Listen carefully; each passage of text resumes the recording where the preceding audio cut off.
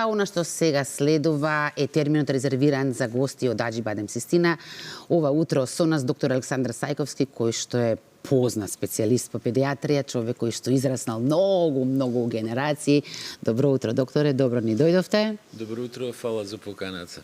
Слободанка, добро утро. Добро утро, Искра. Најактуелната тема во периодов, грип, настинки, загаден воздух, уште нешто што би рекле Да те прашаме како си. Да, јас сум добро, благодарам на прашањето. Прв работен ден ми е, докторе, после грипот. Да.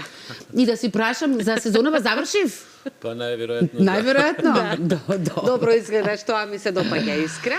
Повелете со совети сигурно и тоа како ќе им се добро дојде на нашите гледачи. Да, секако за сето она што не обкружува, еве да кажам, вируси, грипови во последниве месеци, тоа ни е темата, но секако добро утро од мене и добре ни дојдовте.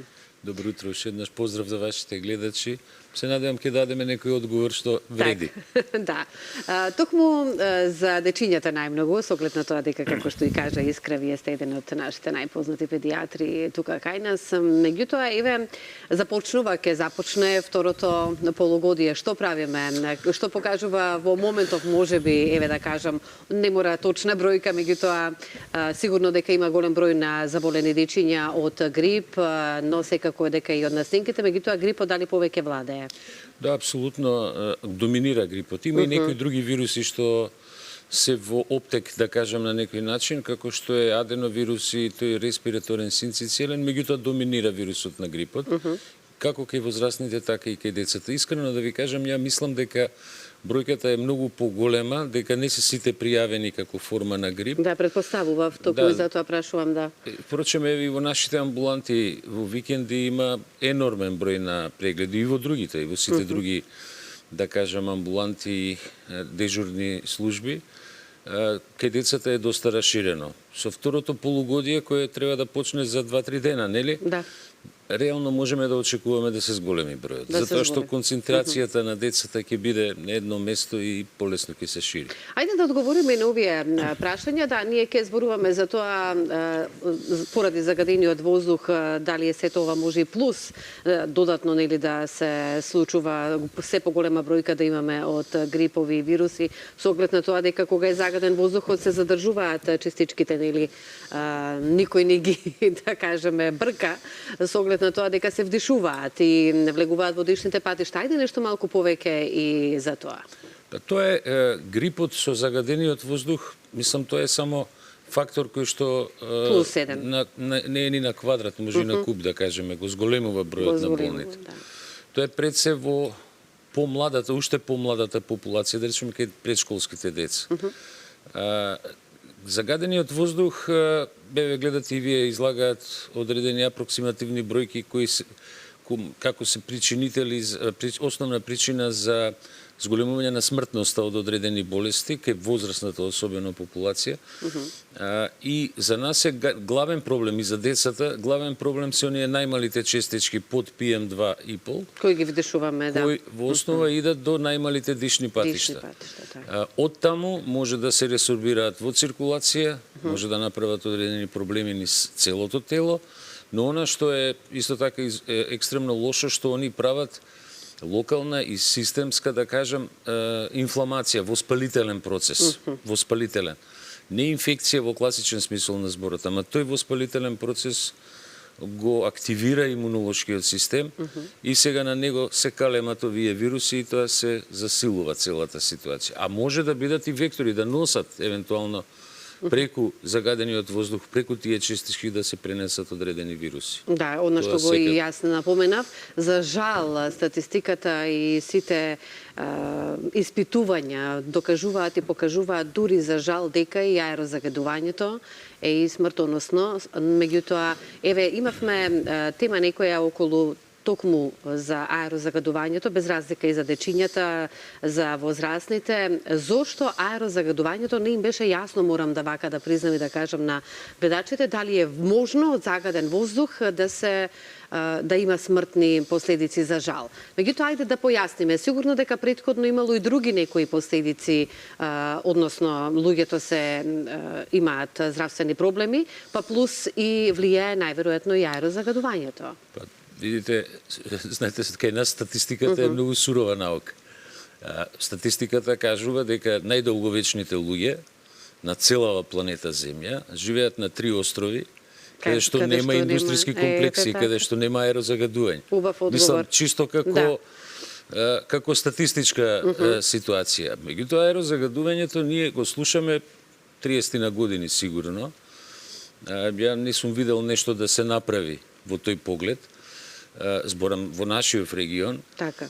За жал, знаете, да речеме, имате еден податок што е интересен, дека аерозагадувањето е причинител на светски рамки за негде 7 милиони смртни случаи на предвремено родени деца на ниво на светот. А тоа е најмногу во средините каде што има најголемо аерозагадување. Например, значи тоа е само еден вака, можам да кажем навистина маркантен податок, затоа што тие најмалите честички прават тешка воспалителна реакција во телото, го активираат тој дел од имунолошкиот систем. Тоа е докажано, апсолутно.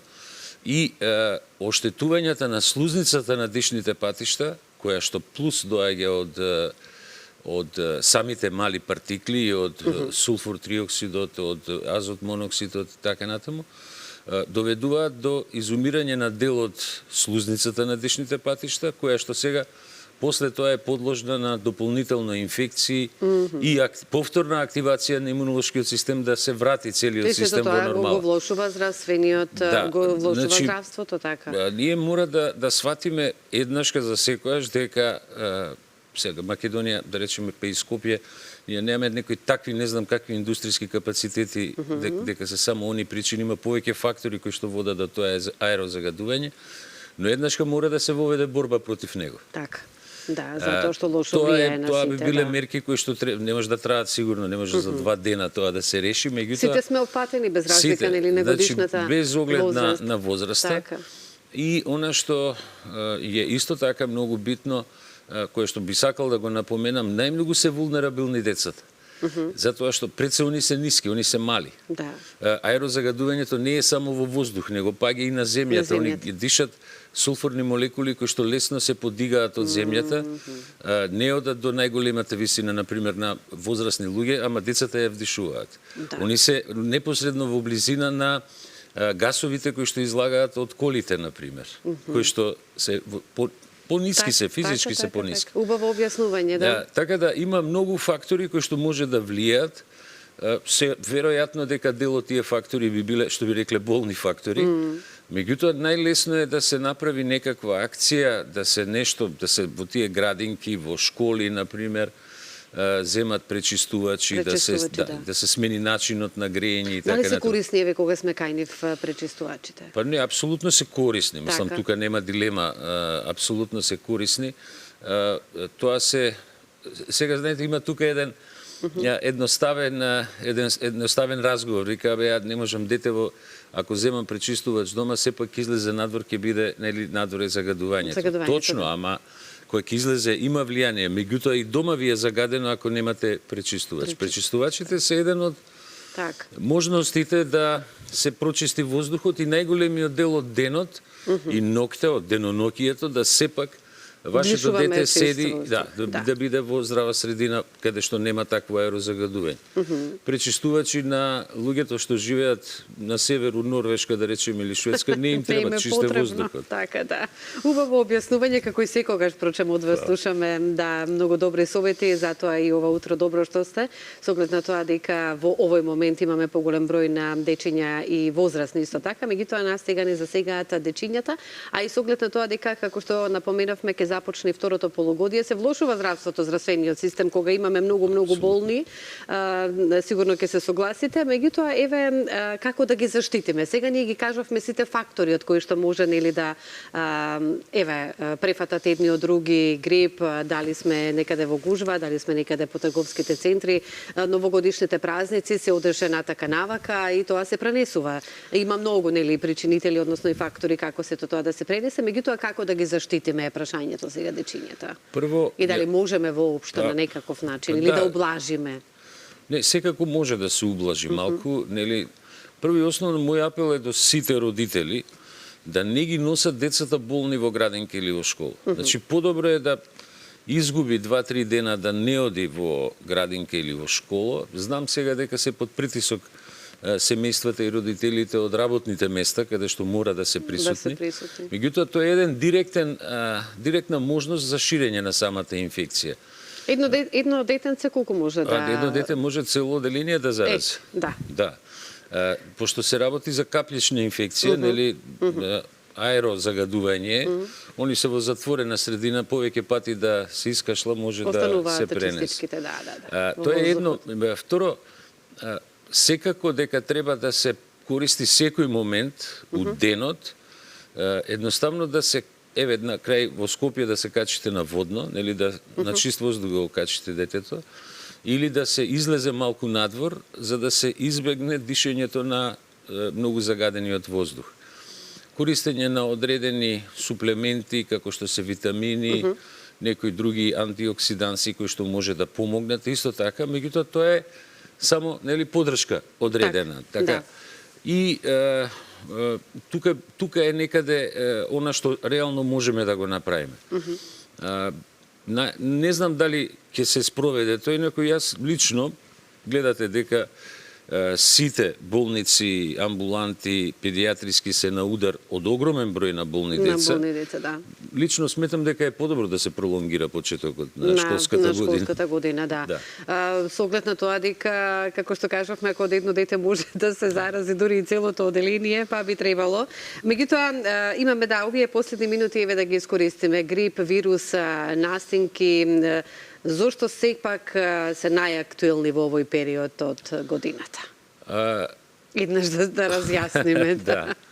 Знаете како има некој циклус во тек на годината. Има некое правило многу интересно. Ние долго време, во минатото да речеме, долго време живеевме со инфекции респираторни во зима, есен-зима, а со цревни во лето. Меѓутоа, тој циклус со се она што се случува во не само кај нас, и генерално во светот, малку се смени. Ние сега имаме и доста проливи и инфекции цревни и во зимски услови, да. Друго, значи сменете целиот. Овие вируси, инфлуенцата типично напаѓа во зимските месеци. Значи јануари, февруари се пик. Секогаш бил пик за грипот. За грипот. Таков е вирусот, нели? Меѓутоа, сега на него се надоврзуваат и други. Например, минатата година имаше кај нас огромен број на деца кои што беа со еден друг вирус, со респираторен синцитиелен вирус. Значи, многу дечиња беа со тој па исто така многу незгоден вирус. Тоа е некој циклус. Меѓутоа, циклусот се поремети. Денеска ние гледаме повторно, сега не волку грипови во лето, меѓутоа покрај проливи гледаме и респираторни инфекции. Респираторни инфекции, да. А пред се заради аерозагадувањето. И тоа не е само у зима, и у лето е исто. Да. Што е она што ние прво треба да го сториме кога ќе ги забележиме првите симптоми на грипче кај дечињата? Пред се, значи, она што е клучно важно, значи, грип не асоцира со потреба од терапија со антибиотици. Да, тоа еднаш за секогаш да расчистиме и да знаеме. Стварно би сакал да им сугерирам. Значи, наједноставно и при посета кај матичниот лекар или матичниот педијатар или посета кај специјалисти педијатри по болниците и кај нас ние најголемиот број во Систина, најголемиот број од деца што доаѓаат на прегледи, а не се имаат грипа, не примаат антибиотиците. Антибиотиците немаат никаков ефект на такви вирусни инфекции. Значи, тука би била само стимулација на имуниот систем на децата, има одредени лекови кои што може да се даваат за таа намена и давање на одредени мултивитамински препарати, од кои еден, кој што е битен, е D-витаминот, кој што треба да се напомене. Ние прво на некој начин, ај така да кажам, се лепиме на C-витаминот, меѓутоа D е уште побитен. Значи D-витаминот за дечињата. И онака треба децата да го примаат. Да го пијат, да. Меѓутоа најмногу и во кога се соочуваат со вакви. И заради имуниот системот, и он е еден од битните фактори за зајакнување на имунитетот. Да. Тука некаде ќе треба да завршиме. Јас многу ќе ви се заблагодарам. Како и секогаш, многу добри совети слушнавме од вас и да се видиме на некоја друга тема, каде што секогаш сте ни добре дојден и благодарам за се тоа што имавме можност да го слушнаме од вас, а ни е многу потребно во овој момент. Така да искрено тука ќе завршиме со разговорот. Ако имаш некој плюс прашање од искуство? Јас сум веќе експерт, така што се си знам. Така, да. Имам едно прашање, ама не знам дали колку е тоа точно, дека ако една година те фати грип, дека другата година си заштитен на 2 години дека фаќа? Не. Нема врска? Леле, јас па мислам. Дури не мора, апсолутно не мора да значи. Дури може има луѓе кои што фаќаат грип и покрај тоа што се активира имуниот систем во една сезона 2 пати. 2 пати. Зависи од имунолошкиот Имам систем многу на... лошо искуство што поставува Не ми се допаѓа одговорот, не сум задоволна. Добро. Значи како и да е, треба да внимаваме да не се опуштаме. Ви благодарам многу на овие совети.